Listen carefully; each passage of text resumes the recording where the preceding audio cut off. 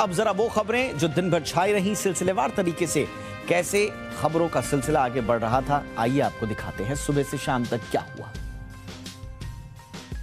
आज आप जब सोकर उठे होंगे तो आसमान में बादल नजर आए होंगे। इसकी वजह यह है कि मॉनसून जल्द ही दस्तक देने वाला है। हालांकि गर्मी से राहत दिलाने वाले मॉनसून का इंतजार कर रहे लोगों को थोड़ा और धैर्य रखना होगा, क्योंकि मॉनसून की रफ्तार थोड़ी सुस्त पड़ गई है। मॉनसून 6 दिन से आगे नहीं बढ़ रहा है। उम्मीद है कि 15 जून के बाद मॉनसून की चाल तेज होगी। मॉनसून जोरदार दस्तक देगा। मॉनसून के 10 जून के बाद गोवा पहुंचने की उम्मीद है। आईएमडी के मुताबिक वीकेंड के आसपास दिल्ली में बादल छाए रहेंगे और बूंदाबांदी होने की संभावना है। इधर सुबह सुबह ही कानपुर हिंसा की खबरें हर टीवी चैनल पर सुर्खियां बन गईं। खबर आई कि पुलिस ने कानपुर हिंसा मामले में अब तक 50 आरोपियों को गिरफ्तार कर लिया है। पिछले 24 घंटे के अंदर ही 12 आरोपियों को गिरफ्तार किया गया। पुलिस की ओर से 40 संदिग्धों की तस्वीरें जारी करने के बाद आरोपी खुद ही सरेंडर करने थाने पहुंच रहे हैं। सोमवार देर रात एक नाबालिग ने सरेंडर किया। इधर कानपुर हिंसा के बीच पैगंबर मोहम्मद के खिलाफ विवादित टिप्पणी करने वाली नुपुर शर्मा और उनके परिवार को दिल्ली पुलिस ने सुरक्षा मुहैया करवाई है। दिल्ली पुलिस ने यह जानकारी दी है। इससे पहले दिल्ली पुलिस ने बीजेपी की पूर्व प्रवक्ता नुपुर शर्मा को विवादित टिप्पणी करने के बाद जान से मारने की धमकियां मिलने की शिकायतों के संबंध में एफआईआर दर्ज की थी। नुपुर को मुंब्रा पुलिस ने 22 जून को पूछताछ के लिए बुलाया है। दोपहर होते होते एक और खबर सभी टेलीविजन स्क्रीन पर छाई रही। खबर आई कि आरएसएस के दफ्तरों को बम से उड़ाने की धमकी देने वाले आरोपी को पुलिस ने गिरफ्तार कर लिया है। आरोपी का नाम राज मोहम्मद है और उसे पुलिस ने तमिलनाडु से गिरफ्तार किया है। लखनऊ के मड़ियाओं थाना में आरएसएस के लखनऊ और गोंडा दफ्तर को बम से उड़ाने की धमकी मिली थी। इसके बाद वहां सुरक्षा के कड़े बंदोबस्त किए गए। राज मोहम्मद ने उत्तर प्रदेश में 2 जगहों समेत कुल 6 जगहों पर ब्लास्ट करने की धमकी फोन पर दी थी। और वहीं आरएसएस दफ्तरों को मिली धमकी के बाद उन्नाव पुलिस भी अलर्ट हो गई है। इन तमाम गहमा गहमियों के बीच कांग्रेस नेता राहुल गांधी ने आज सिद्धू मूसेवाला के परिजनों से मुलाकात की। राहुल गांधी ने सिद्धू मूसेवाला के पिता बलकौर सिंह और माता चरण कौर से मिलकर शोक व्यक्त किया। इसके बाद राहुल गांधी ने ट्वीट कर कहा कि मूसेवाला के माता पिता जिस दुख से गुजर रहे हैं उसे बयान करना मुश्किल है। राहुल ने लिखा कि उन्हें इंसाफ दिलाना उनका फर्ज है और वो इंसाफ दिला कर रहेंगे। राहुल गांधी ने कहा कि पंजाब की कानून व्यवस्था पूरी तरह से भंग हो चुकी है। पंजाब में अमन और शांति बनाए रखना आम आदमी पार्टी सरकार की बस की बात नहीं है। सिद्धू मूसेवाला की 29 मई शाम को गोली मारकर हत्या कर दी गई थी। राहुल गांधी आज सिद्धू मूसेवाला के परिजनों से मुलाकात कर ही रहे थे। इसी बीच एक और खबर ने लोगों का ध्यान खींचा। खबर आई कि ईडी यानी कि एनफोर्समेंट डायरेक्टरेट ने दिल्ली के मंत्री सत्येंद्र जैन के करीबियों के यहां छापेमारी की है। छापेमारी के दौरान 2 करोड़ 82 लाख नगद और 133 गोल्ड बिस्किट्स बरामद मिले हुए हैं। एक दिन पहले ही ईडी ने सत्येंद्र जैन और दिल्ली और उनके जो गुरुग्राम के 7 ठिकाने उन पर छापा मारा था। जैन को पिछले दिनों ईडी ने गिरफ्तार भी किया था। फिलहाल वो 9 जून तक हिरासत में है।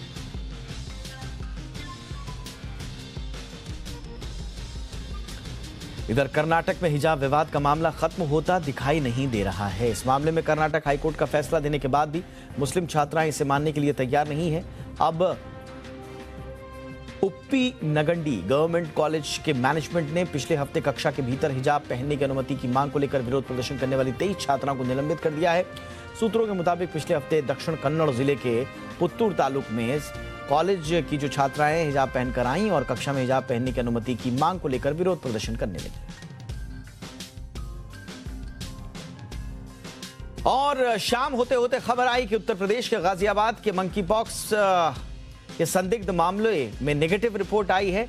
सैंपल पुणे के नेशनल इंस्टीट्यूट ऑफ वायरोलॉजी भेजा गया था। आपको बताएं कि 4 जून को गाजियाबाद में मंकी पॉक्स के जैसे लक्षण एक 5 साल की बच्ची में पाए गए थे। बच्ची के शरीर पर खुजली और रैशेज होने की शिकायत मिली थी। इसके बाद एहतियात के तौर पर मंकी पॉक्स की जांच के लिए उसके सैंपल ले लिए गए थे। इस रिपोर्ट के आने के बाद आज की तारीख में भारत में मंकी पॉक्स का कोई मामला नहीं है। आज ही रेलवे की ओर से उन खबरों का खंडन भी आया सामने जिसमें कहा गया था कि रेलवे ने अपनी लगेज पॉलिसी में बदलाव किया है। खबरों में दावा किया गया था कि तय सीमा से ज्यादा सामान होने पर यात्री को एक्स्ट्रा चार्ज देना होगा। इस मामले में रेलवे ने सफाई दी है।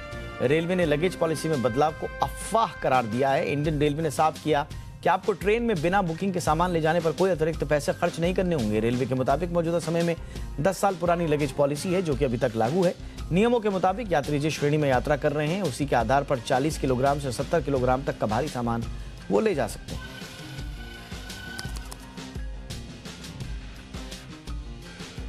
और तमाम खबरों के बीच एयर स्पोर्ट्स के दीवानों के लिए सरकार ने बड़ी खुशखबरी भी आज दे दी। भारत सरकार ने नई एयर स्पोर्ट्स पॉलिसी लॉन्च कर दी है, जिसके तहत paragliding, air racing, hang gliding समेत कई एयर स्पोर्ट्स के आयोजन होंगे। केंद्रीय मंत्री ज्योतिरादित्य सिंधिया ने कहा कि देश में 35 साल से कम उम्र वाले लोगों की संख्या काफी ज्यादा है, जो एयर स्पोर्ट्स के लिए उत्साहित रहते हैं।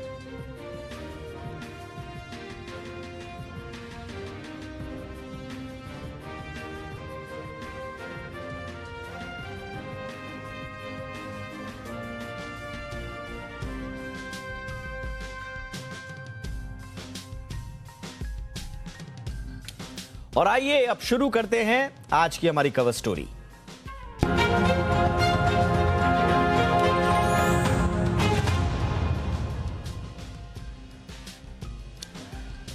पैगंबर मोहम्मद पर बीजेपी प्रवक्ता नुपुर शर्मा की टिप्पणी के बाद भारत को अरब देशों की नाराजगी का सामना करना पड़ रहा है। कुवैत में भारतीय सामानों का बहिष्कार भी शुरू हो गया है। खाड़ी देशों की नाराजगी को लेकर भारत भी सधे हुए अंदाज में अपनी बात रख रहा है। भारत हर कोशिश कर रहा है कि यह विवाद शांति से सुलझा लिया जाए। ऐसे में सवाल उठता है कि आखिर भारत के लिए खाड़ी देश कितनी अहमियत रखते हैं। भारत और मिडिल ईस्ट के या पश्चिमी एशिया के रिश्ते सिर्फ ऐतिहासिक और सांस्कृतिक नहीं हैं, बल्कि दोनों ही देश व्यापार और वाणिज्य से भी एक दूसरे से जुड़े हुए हैं। भारत के विदेशी व्यापार में खाड़ी देशों का काफी अहम रोल है। तेल के मामले में भारत इन देशों पर काफी हद तक निर्भर भी है। इसके अलावा इन देशों में बड़ी संख्या में भारतीय भी रहते हैं। भारतीय यहां सिर्फ रह नहीं रहे, बल्कि कई बड़े रिटेल स्टोर्स, रेस्टोरेंट के मालिक भी भारतीय हैं। आम कामगार भी इन देशों में भारतीय ही हैं। खाड़ी देशों में रहने वाले भारतीयों की बात करें तो यहाँ तकरीबन 90 लाख से ज्यादा भारतीय रहते हैं। सबसे ज्यादा भारतीय यूनाइटेड अरब अमीरात यानी कि यूएई में रहते हैं। यूएई में इतने ज्यादा भारतीय हैं कि माना जाता है कि वहां हर तीसरा शख्स भारतीय ही है। यूएई में 34,25,000 से ज्यादा भारतीय हैं, जो वहां की कुल जनसंख्या का 34% है। सऊदी की बात करें तो यहां पर 25,94,000 यानी कि लगभग 26 लाख भारतीय रहते हैं, जो कुल जनसंख्या का 7.5% है। कुवैत में करीब 10 लाख से ज्यादा भारतीय वहां रहते हैं।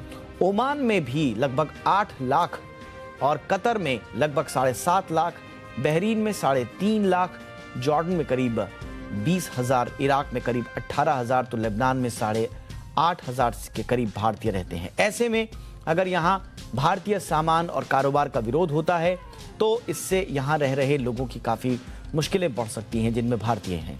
गल्फ देशों के बयान पर भारत के तुरंत एक्टिव होने की एक वजह विदेशी पैसा भी है। 2019-20 में गल्फ देशों में रहने वाले लोगों ने 6,38,000 करोड़ रुपए से ज्यादा देश में भेजा था। इनमें 53% पैसा सिर्फ 5 गल्फ कंट्रीज से आया। आरबीआई की रिपोर्ट के मुताबिक इस पैसे का सबसे ज्यादा हिस्सा लगभग 60% हिस्सा 3 राज्यों महाराष्ट्र, यूपी और बंगाल से आता है। यही वजह है कि भारत गल्फ देशों में भावनात्मक मुद्दे को हल्के में नहीं लेना चाहता। भारत के लिए खाड़ी देशों की अहमियत सिर्फ यहाँ जो भारतीय रहते हैं उनके ही होने से नहीं है। गल्फ देशों के साथ भारत के कारोबारी रिश्ते भी काफी गहरे और मजबूत हैं।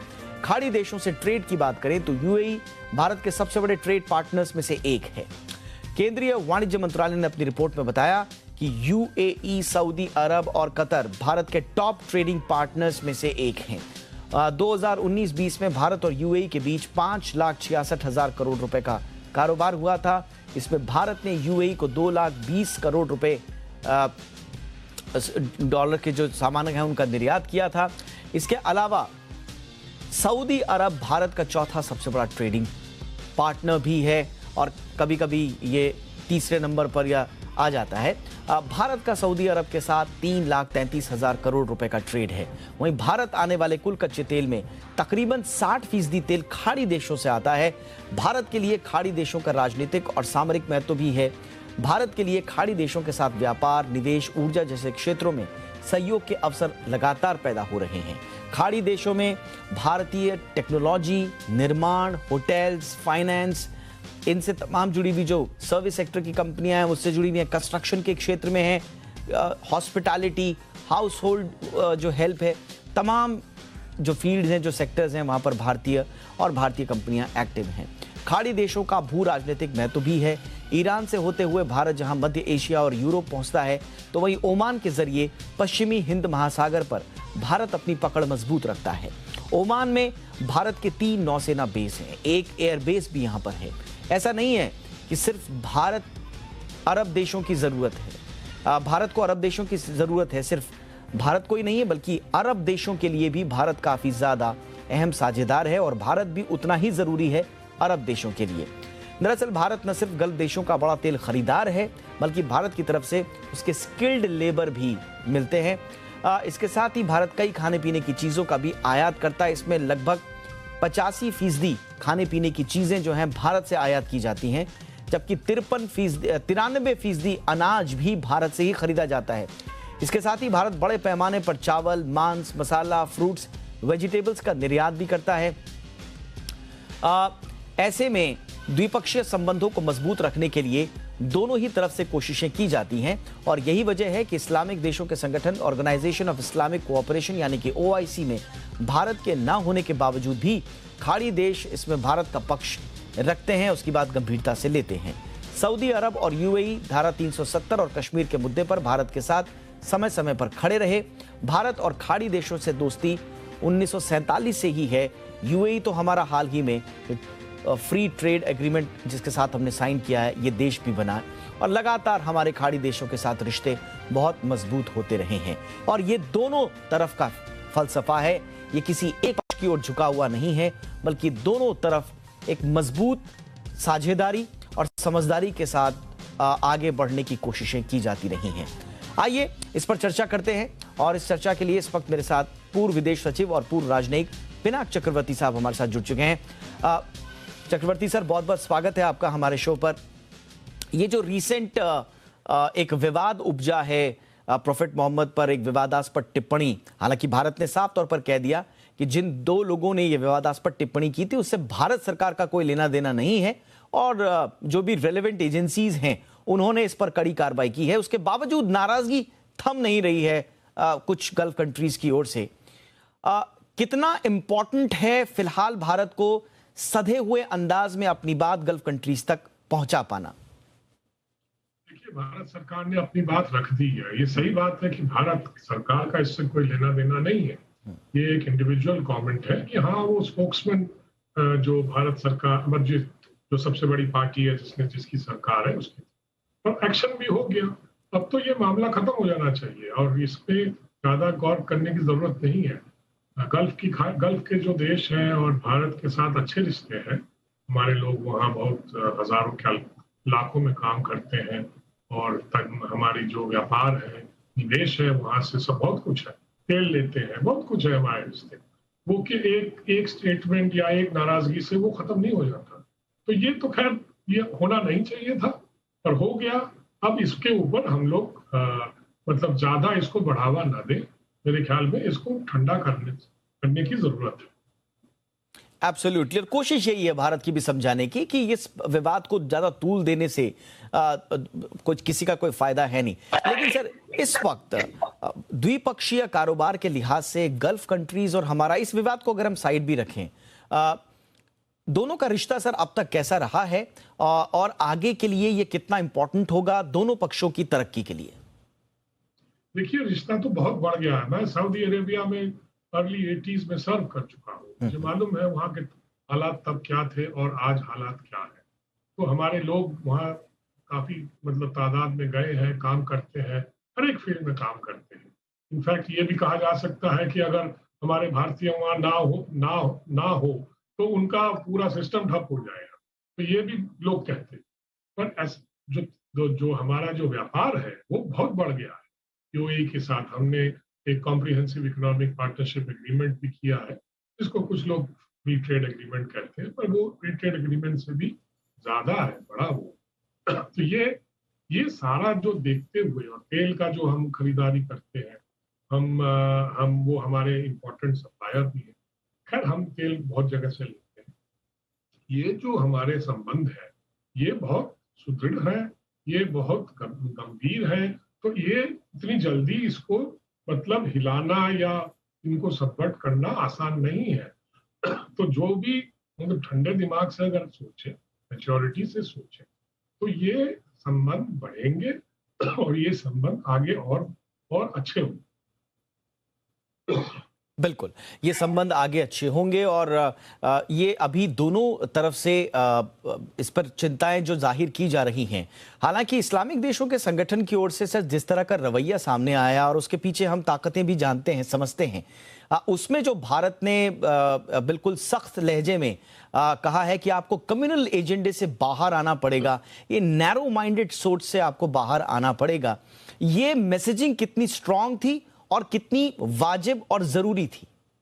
ये बहुत स्ट्रांग मैसेज था सरकार का और होना भी चाहिए था, क्योंकि ओआईसी बेफजूल ऐसे कश्मीर पे बहुत जगह वो लोग अपना करते रहते हैं, क्योंकि हमें मालूम है पाकिस्तान उनको कहता है कि ये रेजोल्यूशन पास कर दो, वो रेजोल्यूशन पास कर दो।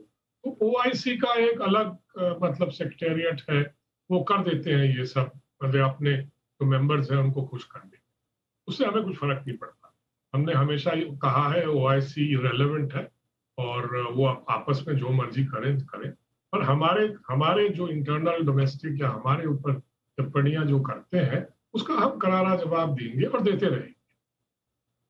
एब्सोल्युटली, और जिस लेवल के जवाब की जरूरत थी, मुझे लगता है वो जवाब दिया गया है भारत की ओर से। बहुत बहुत शुक्रिया पिनाक सर हमसे बातचीत करने के लिए।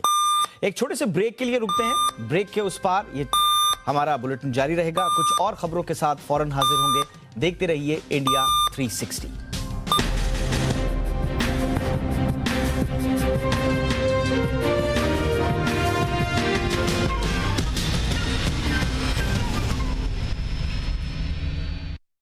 वाह डॉक्टर साहब, आप तो जीनियस हो। अच्छा, शेयर कौन सा लूं?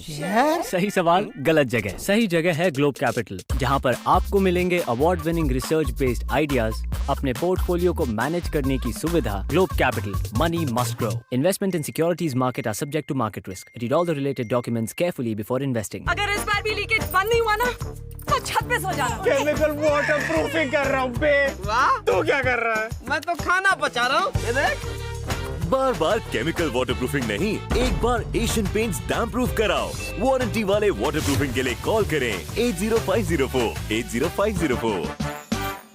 Let's begin.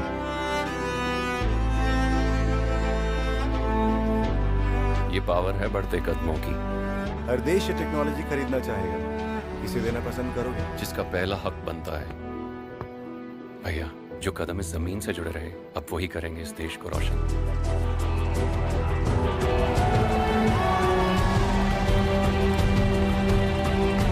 कुछ कर ऐसा, दुनिया बनना चाहे तेरे जैसा। रजनीगंधा।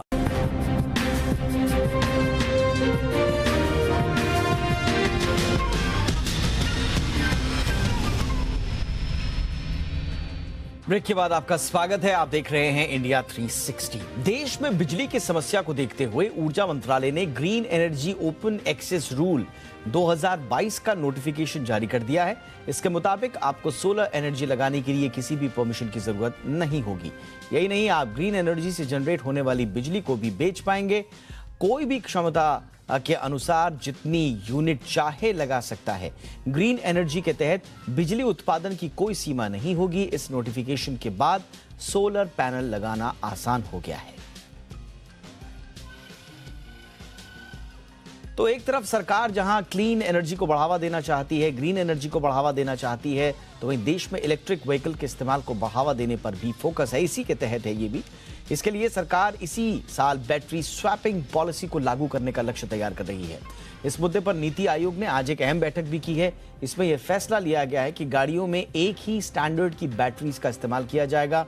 इसके लिए जल्द ही ऑटो कंपनियों की बैठक भी बुलाई जा सकती है। इस बैठक में इलेक्ट्रिक व्हीकल के अलावा अलग अलग तमाम जो मुद्दे हैं उन पर भी चर्चा होगी। खास तौर से इलेक्ट्रॉनिक व्हीकल्स में जो बैटरी को लेकर इश्यूज आए हैं, आग लगने की घटनाएं सामने आई हैं, उसको लेकर भी गंभीरता से इस पर विचार किया जाएगा।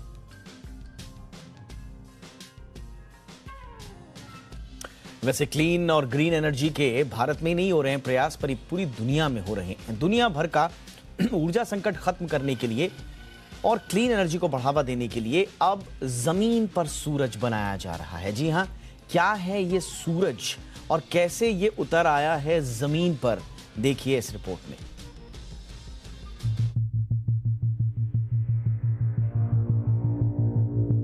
दुनिया भर में क्लीन एनर्जी का सबसे बड़ा स्रोत है सूरज।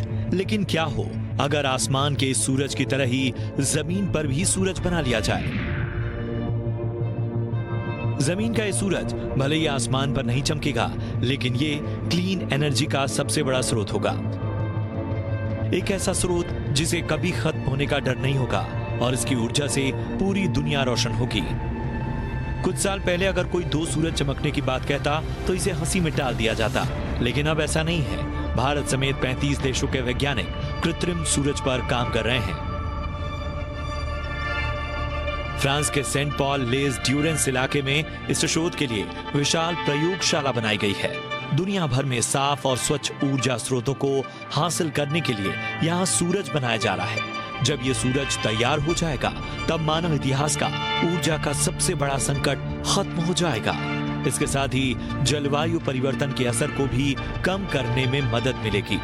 इस सूरज से 1 ग्राम परमाणु ईंधन से 8 टन तेल के बराबर ऊर्जा बनेगी। इसके लिए वैज्ञानिक न्यूक्लियर फ्यूजन पर अपनी बादशाहत हासिल करने की कोशिश कर रहे हैं। न्यूक्लियर फ्यूजन वही प्रक्रिया है जो हमारे असली सूरज और अन्य सितारों में प्राकृतिक रूप से होती है। प्राकृतिक रूप से होने वाली न्यूक्लियर फ्यूजन की प्रक्रिया को धरती पर दोहराना आसान नहीं, लेकिन इस तरफ कामयाबी मिलती जरूर दिख रही है। इसी साल फरवरी में इंग्लैंड में वैज्ञानिकों ने 5 सेकंड तक फ्यूजन एनर्जी उत्पन्न करने में कामयाबी पाई। इस दौरान जितनी ऊर्जा पैदा हुई उससे एक घर को 1 दिन के लिए बिजली आपूर्ति करना संभव था।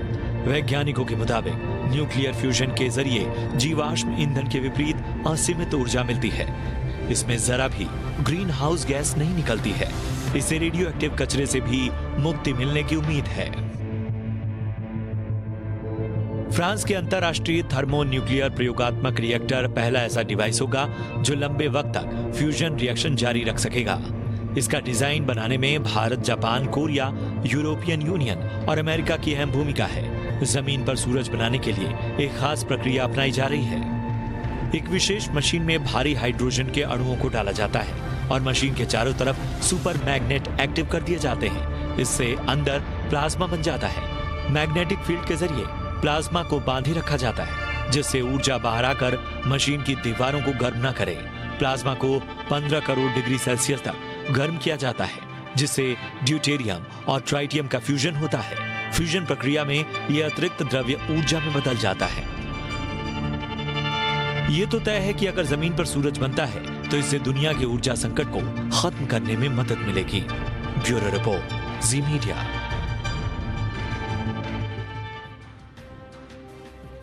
आप पर लोन की ईएमआई का बोझ और बढ़ेगा या घटेगा, ये कल तय हो सकता है। दरअसल आरबीआई की मॉनेटरी पॉलिसी का आज दूसरा दिन है। बढ़ती महंगाई के बीच हो रही इस बैठक में इन्फ्लेशन पर फोकस स्वाभाविक रूप से होगा।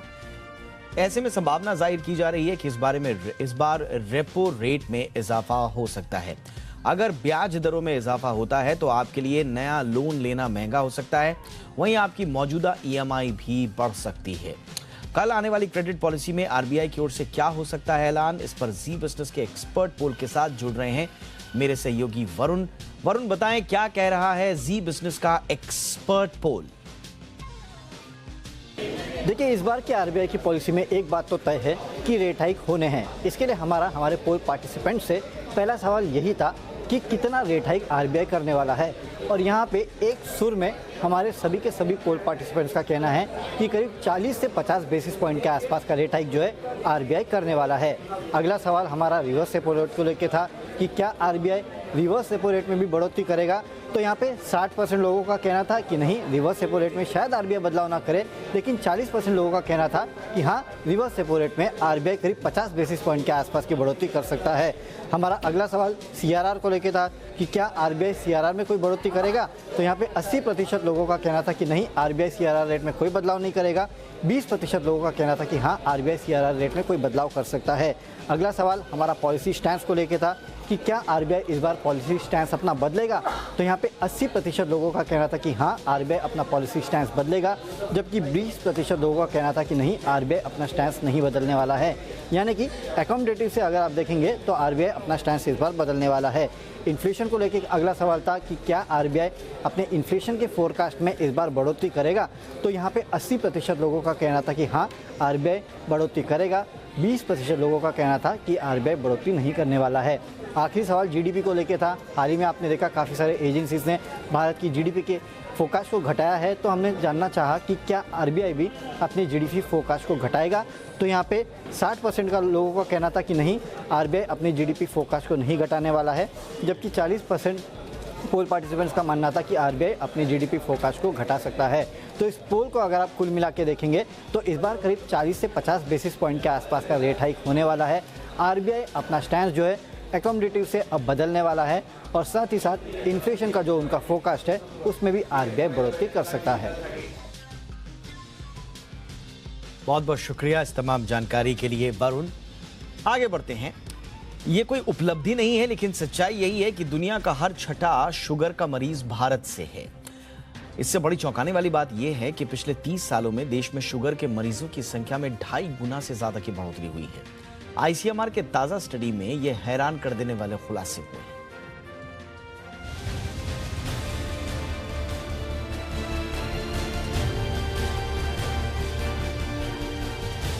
डायबिटीज एक ऐसी बीमारी जो देश के युवाओं को भी तेजी से अपनी गिरफ्त में लेती जा रही है। पिछले 30 सालों में इसके मरीजों की संख्या में 2.5 गुना बढ़ोतरी हुई है। इस बीमारी की गंभीरता इस बात से समझी जा सकती है कि दुनिया का हर छठा शुगर मरीज भारत में है।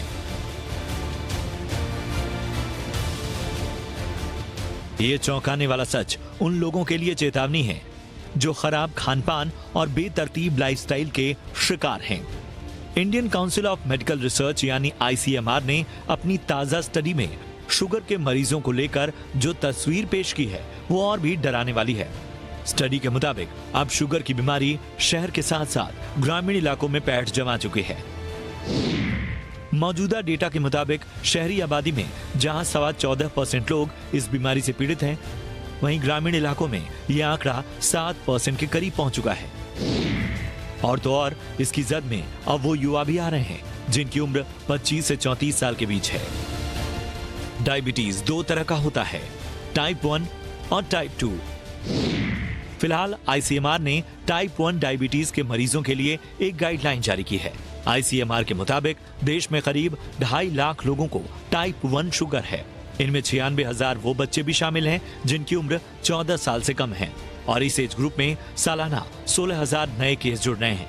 ऐसे में आईसीएमआर ने कहा है, ऐसे मरीज केवल इंसुलिन के भरोसे नहीं रह सकते, बल्कि इन्हें अपने को हेल्दी रखने के लिए एक्सरसाइज और डाइट संबंधी कुछ और जरूरी एहतियात बरतना होगा, ताकि वो इस बीमारी से होने वाली दूसरी समस्याओं से बच सकें।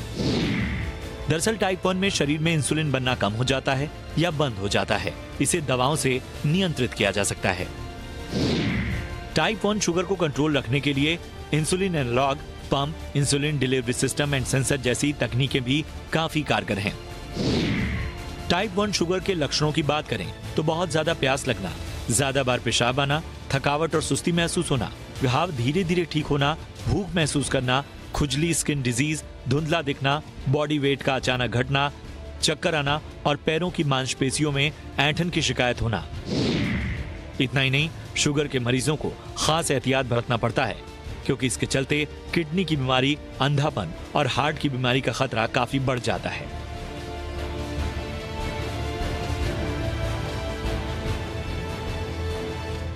फिलहाल तो हर साल दुनिया भर में शुगर के चलते करीब 40 लाख लोगों की मौत होती है।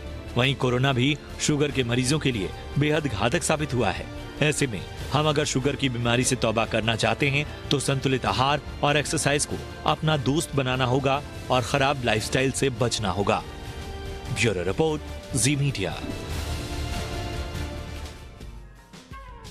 देश में एयर स्पोर्ट्स के दीवानों के लिए सरकार ने बड़ी खुशखबरी दी है। भारत सरकार ने नई एयर स्पोर्ट्स पॉलिसी लॉन्च कर दी है, जिसके तहत paragliding, air racing, hang gliding समेत कई एयर स्पोर्ट्स के आयोजन होंगे। केंद्रीय मंत्री ज्योतिरादित्य सिंधिया ने कहा कि देश में 35 साल से कम उम्र वाले लोगों की संख्या काफी ज्यादा है जो एयर स्पोर्ट्स के लिए उत्साहित रहते हैं। यूरोप, अमेरिका और ऑस्ट्रेलिया जैसे देशों में ये कल्चर काफी पॉपुलर है, लेकिन वहां जब विंटर होता है, सर्दियां जब आती हैं, तो दूसरे देशों में भी इसका स्पेस होना चाहिए। इसलिए भारत सरकार नई एयर स्पोर्ट्स पॉलिसी लेकर आई है। 70% of India's population is below the age of 35. That means we are talking about close to about 950 million people. Also, the fact that the winter period in Europe, North America and Australia, that must get also alternative locations.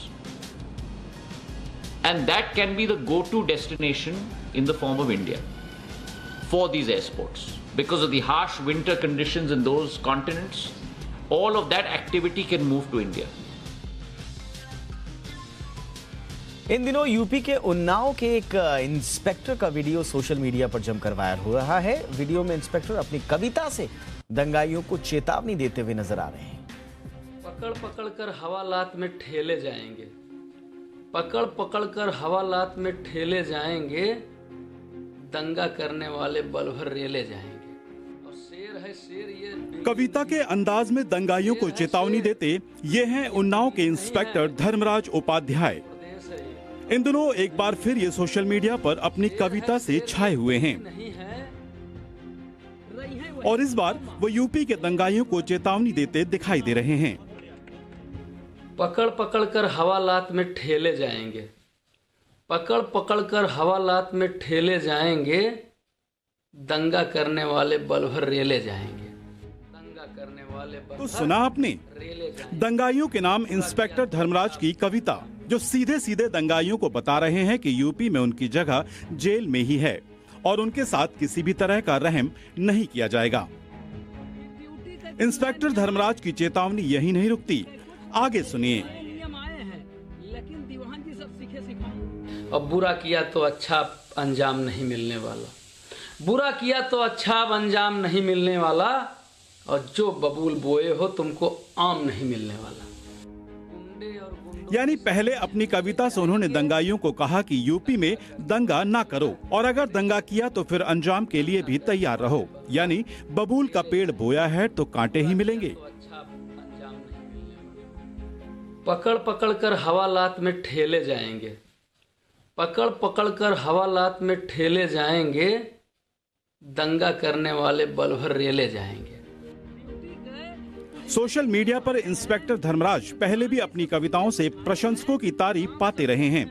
इससे पहले भी UP चुनाव में duty के दौरान उनकी एक कविता viral हुई थी, जब उन्होंने न कोई डर मां न कोई दबाव मां, चले हैं दीवान जी ड्यूटी चुनाव मां, यूट्यूब पर वायरल हुआ था।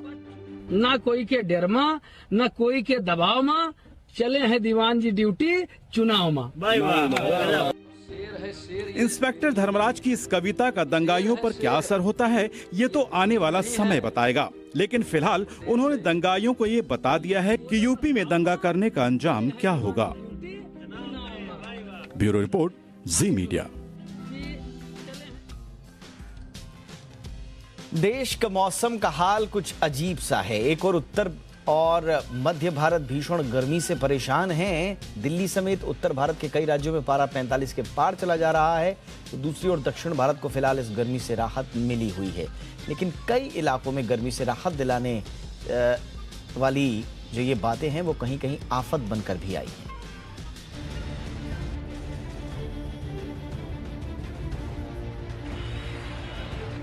दिल्ली समेत उत्तर भारत के कई शहरों की ये तस्वीर देखिए। आसमान में सूर्य देवता इतनी तेज चमक रहे हैं कि कोई उनकी ओर देखने की हिम्मत भी नहीं कर सकता। गर्मी इतनी कि कूलर और एसी भी राहत नहीं दे पा रहे हैं। मगर दूसरी ओर मदुरई की ये तस्वीर देखिए। ना चाहते हुए भी आपकी आंखें आसमान की ओर जाने पर मजबूर हो जाएंगी। बादलों में चमकती बिजली बता रही है कि मौसम बदल गया है।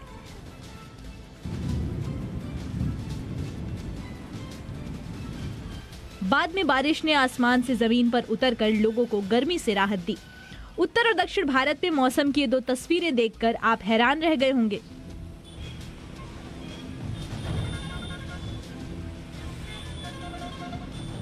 उत्तर और मध्य भारत भयंकर गर्मी से जूझ रहे हैं।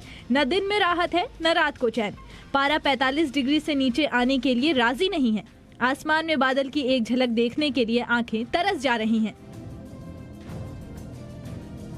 देश की राजधानी दिल्ली में तो आज और कल के लिए मौसम विभाग ने येलो अलर्ट जारी कर दिया है। कहा जा रहा है कि गर्मी से फिलहाल कोई राहत नहीं मिलने वाली है, पर दक्षिण भारत को फिलहाल इस गर्मी का दंश नहीं झेलना पड़ रहा है। मानसून से मानसून की तरफ हम लोग बढ़ रहे हैं और अभी 4-5 दिन हैं जहाँ पे स्थितियाँ उतनी अनुकूल अभी मानसून के लिए नहीं बन रही हैं। 15 तारीख के आसपास से जो झारखंड में मानसून के लिए स्थितियाँ अनुकूल बनेंगी उस समय उसका आगमन देखा जा सकता है। अभी तत्काल में प्री मानसून की स्थितियाँ देखने को मिलेंगी जहाँ पे आपको थंडरस्टॉर्म लाइटनिंग के साथ में हवा की गति 30 से 40 किलोमीटर प्रति घंटे देखने को मिलेगी। बीते कुछ दिनों से मौसम बदलने के कारण लोगों को गर्मी से राहत मिली है। सोमवार देर रात तमिलनाडु के मदुरई में गरज के साथ तेज बारिश हुई। आसमान में कड़क रही ये बिजली आपको मौसम का हाल बता देगी। लेकिन दक्षिण भारत के कुछ इलाकों में राहत की बारिश आफत की बारिश बन गई, जैसे कि करनूल की एक घटना, जहां तेज बारिश के बाद एक कार 2 किलोमीटर दूर बह गई।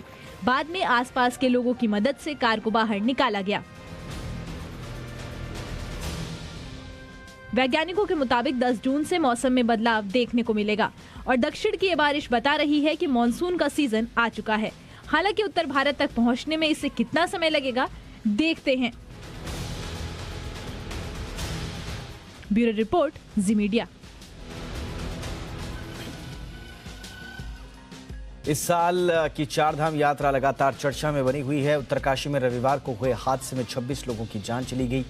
अब केदारनाथ धाम का एक और वीडियो सामने आया है जिसमें एक हेलीकॉप्टर लैंडिंग के दौरान अनियंत्रित हो गया। हालांकि हादसे में किसी भी तरह के जान माल का नुकसान नहीं हुआ है, लेकिन इस वीडियो को देखकर कुछ लोग जरूर डरे हैं। केदारनाथ धाम, श्रद्धालुओं की भीड़, पहाड़ पर बिखरी बर्फ। लोग इस मौसम का लुत्फ उठा ही रहे थे कि अचानक लोगों को आसमान में यह हेलीकॉप्टर दिखा। धीरे धीरे यह हेलीकॉप्टर लैंडिंग के लिए नीचे आने लगा। इसके बाद हेलीकॉप्टर अनियंत्रित हो गया। हेलीकॉप्टर का बैलेंस बिगड़ता देख लोग डर गए और लैंडिंग वाली जगह पर जो लोग खड़े थे उन्होंने वहां से हट जाने में ही भलाई समझी।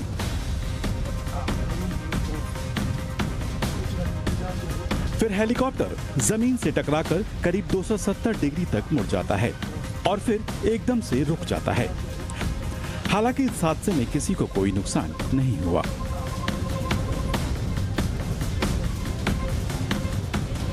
हेलीकॉप्टर हादसे का यह वीडियो 31 मई का बताया जा रहा है और डीजीसीए ने इसके जांच के आदेश भी दे दिए हैं। साथ ही जिस जगह पर लैंडिंग के दौरान हादसा हुआ था वहां भी जांच के लिए एक टीम भेजी जाएगी। डीजीसीए ने कहा है कि जांच में लापरवाही साबित होने पर सख्त कार्रवाई की जाएगी। साथ ही डीजीसीए ने सभी हेलीकॉप्टर्स ऑपरेटर्स के लिए एडवाइजरी भी जारी कर दी है। पायलटों को भी निर्देश दिए गए हैं कि वो सुरक्षा मानकों का सख्ती से पालन करें। ब्यूरो रिपोर्ट, जी मीडिया।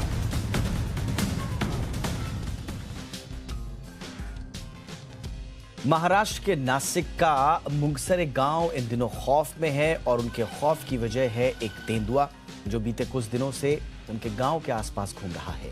तेंदुए के खतरे को देखते हुए वन विभाग ने लोगों को दिन ढलने के बाद घरों में ही रहने के लिए हिदायत दी है।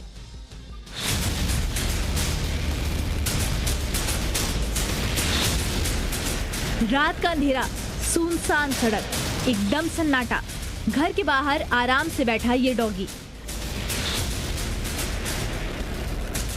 अचानक डॉगी को अंधेरे में एक परछाई दिखाई पड़ती है, लेकिन इससे पहले कि ये डॉगी कुछ समझ पाता, हमला हो गया। डॉगी ने बचने की पूरी कोशिश की, इधर उधर भागा, लेकिन ऐसा नहीं हुआ। तेंदुए ने झपटकर डॉगी के गले को मजबूत जबड़ों में जकड़ लिया और आराम से वहां से लेकर निकल गया। आसपास 2-3 घर थे, लेकिन किसी को भनक भी नहीं लगी कि वहां क्या हुआ। ये पूरा वीडियो महाराष्ट्र के नासिक के मुंगसेर गांव का है। बताया जा रहा है कि डॉगी पर जिस समय हमला हुआ उस समय घर में कोई नहीं था। इस हमले के बाद से ही गांव के लोग दहशत में हैं। लोगों ने तेंदुए के हमले की सूचना वन विभाग को दे दी है। वन विभाग ने फिलहाल लोगों को दिन ढलने के बाद घरों में रहने का सुझाव दिया है। लेपर्ड का मूवमेंट इस एरिया में बढ़ गया है। लोगों से मेरा निवेदन है, आह्वान है कि वो रात को अकेले बाहर ना जाएं। अगर बाहर जाते हैं किसी कारणवश तो अकेले ना जाएं, कुछ एक ग्रुप बना के बाहर जाएं।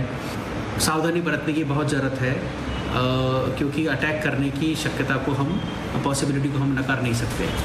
फिलहाल वन विभाग तेंदुए की तलाश कर रहा है ताकि उसे पकड़कर रिहायशी इलाकों से दूर हटाया जा सके। ब्यूरो रिपोर्ट, जी मीडिया।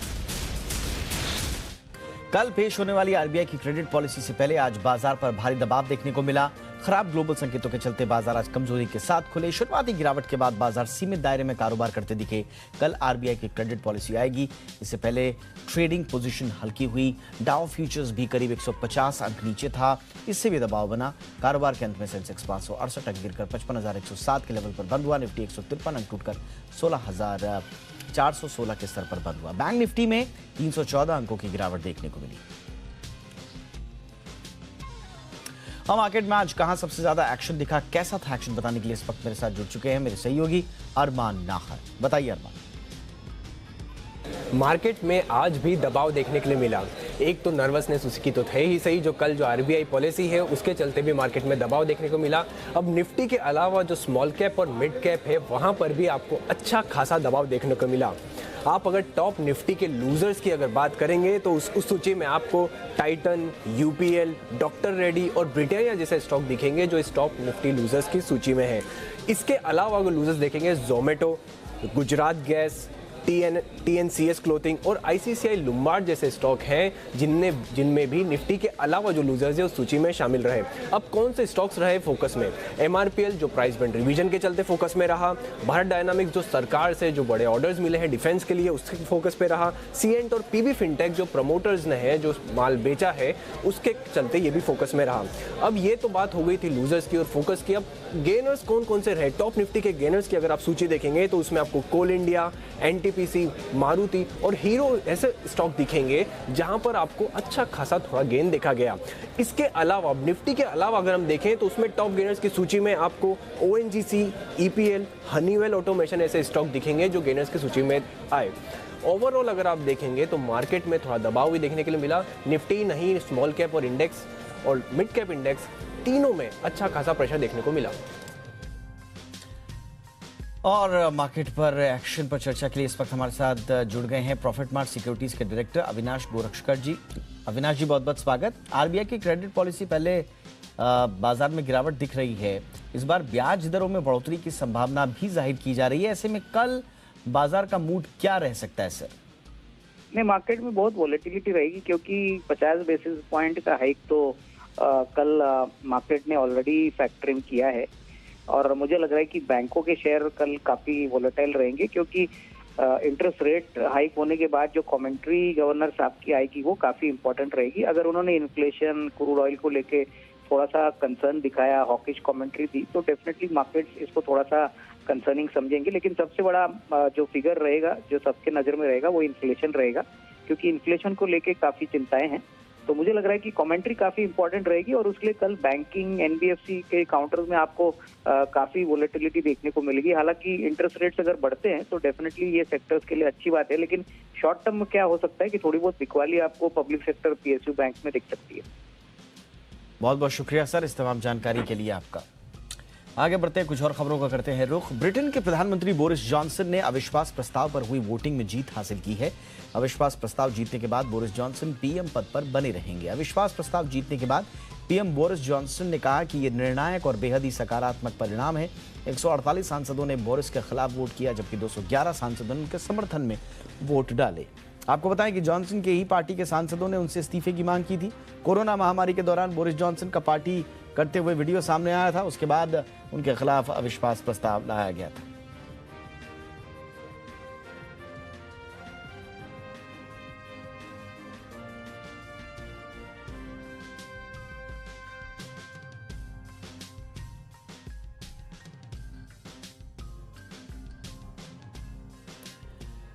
खबर है कि चीन दक्षिण पूर्वी एशियाई देश कंबोडिया में अपनी नौसेना के लिए गुपचुप तरीके से सैन्य अड्डा बना रहा है, जो इस तरह का उसका दूसरा विदेशी सैन्य अड्डा होगा। फिलहाल रणनीतिक रूप से महत्वपूर्ण इंडो पैसिफिक क्षेत्र में इसका ये पहला नेवल बेस होगा। एक अमेरिकी अखबार के मुताबिक चीन की सैन्य उपस्थिति कंबोडिया के री नेवल बेस के उत्तरी हिस्से में थाईलैंड की खाड़ी पर होगी। पूर्वी अफ्रीकी देश जिबूती में नौसैनिक अड्डा बनाने के बाद ये चीन का अकेला दूसरा विदेशी सैन्य अड्डा है।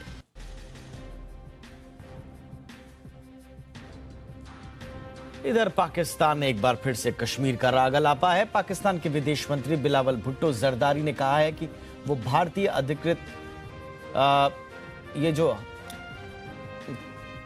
हमारा जो पूरा का पूरा कश्मीर का जो मसला है उसको अमेरिकी विदेश मंत्री सहित दुनिया भर के देशों के सामने उठाते रहे हैं। उन्होंने कहा है कि भारत के कदमों के कारण कश्मीर की स्थिति तेजी से बिगड़ रही है। भारत मुस्लिम बहुसंख्यकों को हाशिए पर रखकर और अवैध कदमों के जरिए अल्पसंख्यक में बदलने की कोशिश की जा रही है। वहां पर बिलावल ने कहा कि दक्षिण एशिया में शांति कश्मीर के मुद्दे के शांतिपूर्ण समाधान से जुड़ी हुई है।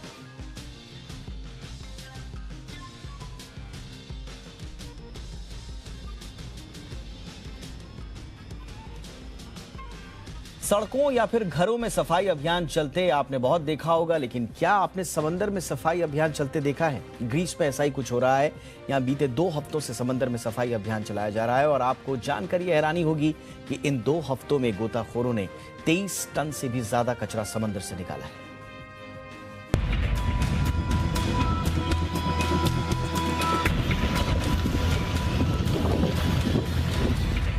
ना ही ये गोताखोर समंदर के तल से किसी खास जीव की तलाश कर रहे हैं और ना ही ये किसी खास पेड़ पौधे को ढूंढ रहे हैं, बल्कि ये तस्वीरें समंदर में चल रहे सफाई अभियान की हैं, जो बीते 2 हफ्तों से ग्रीस में चल रहा है। और अभियान के दौरान जैसी गोताखोरों को उम्मीद थी वैसा ही हुआ। कहीं मछली के जाल मिले तो कहीं टायर, पानी वाली प्लास्टिक की बोतलें भी खूब मिली और ऐसी कई चीजें गोताखोरों ने समंदर से निकाली। पिछले 2 हफ्तों से जारी इस अभियान में अब तक 23 टन से भी ज्यादा कचरा समंदर के तल से निकाला जा चुका है। गोताखोरों का कहना है कि ऐसे ही फेंके हुए जाल में फंसकर हर साल सैकड़ों जीव मारे जाते हैं। बताया जा रहा है कि कुछ समय पहले ही इस इलाके में कई फिश फार्म ने अपना काम बंद कर दिया और काम बंद करने से पहले उन कंपनियों ने अपना बहुत सारा सामान समंदर में फेंक दिया था, जो आसपास के इलाकों के जीवों के लिए नुकसानदायक साबित हो रहा है। एक रिपोर्ट के मुताबिक करीब 6,40,000 टन मछली पकड़ने वाला सामान हर साल समंदर में फेंक दिया जाता है। प्रकृति ने इंसान को जिंदा रखने के लिए न जाने कितनी चीजें दी हैं, हवा, पानी, पेड़ पौधे, लेकिन बदले में इंसान प्रकृति को रिटर्न गिफ्ट के तौर पर सिर्फ कचरा देता है। मानव जाति को अपनी नाइंसाफी रोकनी होगी, इससे पहले कि काफी देर हो जाए। ब्यूरो रिपोर्ट, जी मीडिया। इंडिया 360 में इतना ही, इजाजत दीजिए। हैशटैग याद रखिए, #ZIndia360। कोई राय, कोई सुझाव हो तो जरूर दीजिएगा। नमस्कार।